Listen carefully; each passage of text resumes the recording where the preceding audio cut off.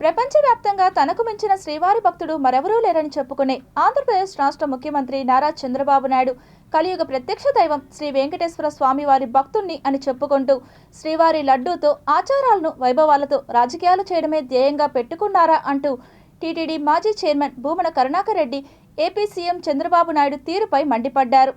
90 కోట్ల లడ్డూలను తయారు చేసి దైవద్రోహానికి పాల్గొన్నారు అన్న ఒక్క మాటతో మొత్తం వెంకటేశ్వర స్వామి క్షేత్ర మహిమనంతా కూడా నేలమట్టం చేసే విధంగా మాట్లాడింది మీరు అనేటువంటి విషయాన్ని గుర్తు చేస్తున్నా. ఇప్పటికైనా కూడా మీరు మా మీద ఆవేశపడిపోయి ఇష్టం వచ్చినట్టుగా మాట్లాడడం కాకుండా దయచేసి ఆత్మావలోకనం చేసుకొని ఆత్మ పరిశీలన చేసుకొని అంతరాత్మను ప్రశ్నించుకొని ఏమిటి మనం చేస్తున్నది తప్ప కాదా? మీరే అంటున్నారు కదా, దైవద్రోహం చేసినటువంటి వాళ్లను దేవుడు మన జీవిత కాలంలోనే శిక్షిస్తాడు అని.